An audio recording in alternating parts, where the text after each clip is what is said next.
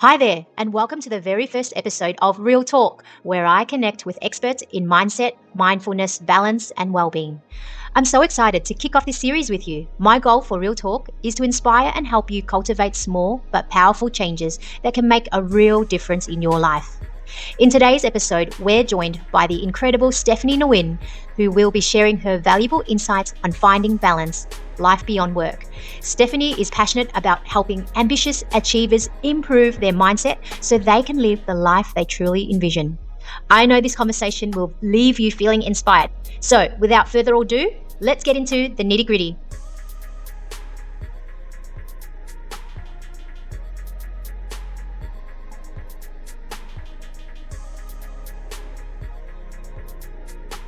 people, and that really fueled your purpose, your passion, so it made sense. Energized, more motivated, and filling that cup. Hello and welcome to our first Real Talk session. We're here with Stephanie. Stephanie is a phenomenal person. She's a podcaster, a mindset coach for ambitious achievers. She works as a project engineer in construction. What else am I missing? I think that's... And a keynote speaker, actually. She's definitely held a couple of events speaking in at universities, is that right? Yes. Networking associations, and also recently just ran her goal-setting workshop in Sydney. Yeah. So really, really amazing. I'm shy. Not at all. And she so happens to be my cousin. So if you can see the resemblance, that's where it comes from. But basically, thank you for taking time out of your day. Thank you so much for having me here. Yeah, I First guest. Yeah, absolutely.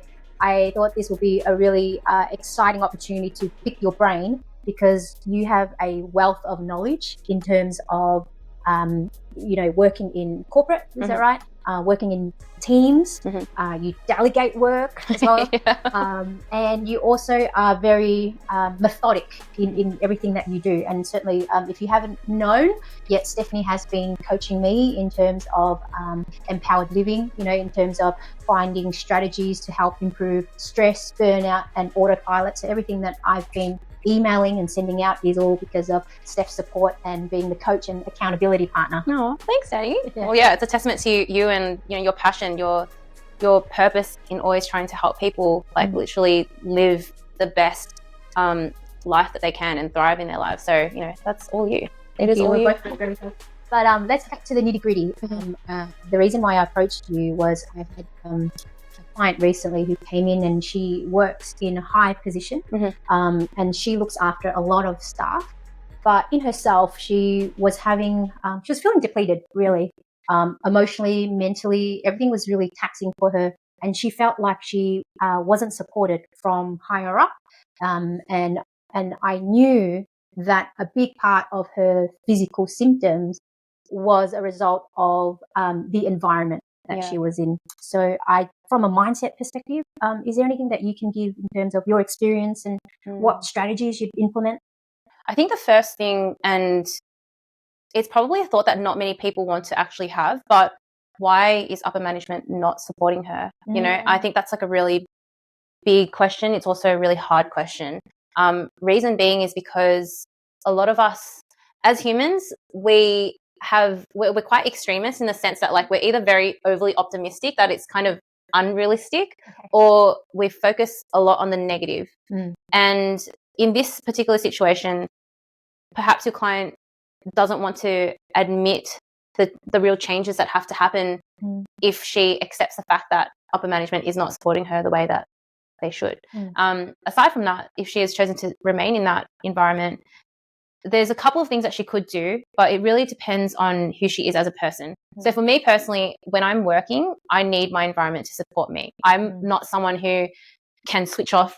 I find it really difficult to be okay, this is work, so I'm just going to be work mode, not going to make friends with anyone. Here is the wall. That's just not how I work, because for me, I give 1,000% in everything that I do. And it's probably one of my biggest flaws as well, because I just give too much. But if that's something that she can do, then it's something that she has to realize, where if it's worth her remaining in that environment, she almost has to accept that upper management is not going to support her. So what other things can she do? I think the biggest thing is when you are managing people, it is very energy giving. Yeah, 100%. Very energy giving. Because people are very complex, like beings, animals. We have so many emotions. There are so many different people are driven by different things, motivated by different things, get upset by different things. And so as a manager, you're actually not even doing the work, but to be a great manager, to be a great leader, is to really understand your team and how to get the best out of them. And if she's constantly giving because she wants to support her team, being the great leader that she is, but she's not filling her cup, then of course she's always going to be drained. One concept that I think a lot of professionals struggle to accept as well is that your career, like your job, is not everything. In the sense that like your full-time job might satisfy you in one way. Like for you being a chiropractor, you love talking to people, you love being able to like give them immediate help and then leaving going like, wow, I feel so much better. But there's also probably areas of your work where you're like, oh my God, this is really draining. Like I can't be creative. I can't make videos. I can't think about like different ways that I can, grow the business or build a community with workshops or events. And what people tend to do is they go, oh, well, this job is not giving me all that, so maybe I should switch careers. And I think life expectancy of work in a given time is usually about 2 to 3 years. And people start to, find that they want change or a different role. So sometimes it can create a lot of uncertainty. So when you don't have support you from upper management or from the team that you're in, you feel uncertain about your role. Right? But what they actually have to realize is that they are multifaceted. Like you have so many different interests. You can't expect this job to be everything. It's not going to be everything. So what you have to do then is give yourself opportunities to tap into other areas of yourself that fuels you. It's like expecting your partner to be your everything, your boss, your manager, your dietitian, your coach, your cleaner, your best friend, your husband, your lover, like it's just unreasonable. And I think a lot of us puts that pressure, so much of that pressure on our jobs as well. So as a practical sense, I would highly recommend your client look to other things that they really enjoy. Like what is something where after work it's just allows them to be in that creative zone, that zone of genius where they just like lose time, whether it's cooking or whether it's creating designs on Canva. Like I love that. Whether it's making dashboards on Notion. I freaking love that. Excel. Like, or Excel. Like I love doing that on the weekend. I know that sounds really sad, but I love that. I love making pie There's charts. things that actually fulfill you and you're very passionate about. And it has to be different to what you do in your job. You can't go like, oh, well, I'm managing people inside of work. Let me go and manage different people outside of work. It can't be that. It's got to be something different that is going to fill your cup. And I know that line, filling your cup, we hear it all the time, right? And it sometimes can be cliche, but what it is that this is something that's trialed and tested. Other people have been in a position where they feel so burnt out, so exhausted, and that's where fill your cup analogy comes from. Looking for things that you do, hobbies or things that kind of help energize you so that when you go into work, you're not feeling like depleted. So energy is a big one. Energy is definitely a big one. And I think also another thing that I've learned this year, because I'm someone who's just like, go, go, go, go, go. I'm very similar to you in that sense where it's like, let's see what I can take on. Like, what's the next 10 things that I can take on?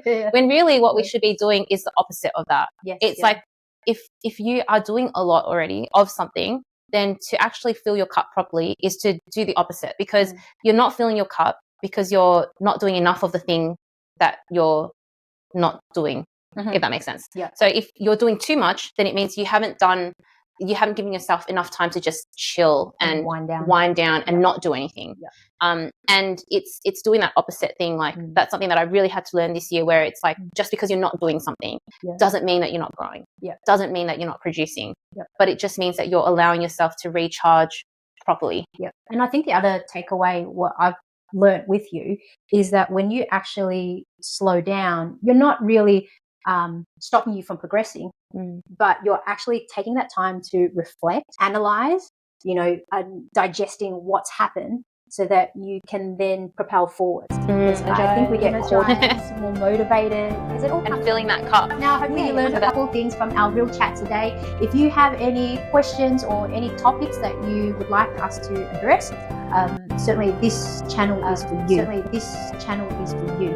Dedicated for you. So the more we know about what we want and what we need, we can actually facilitate that. Stay tuned for episode 2.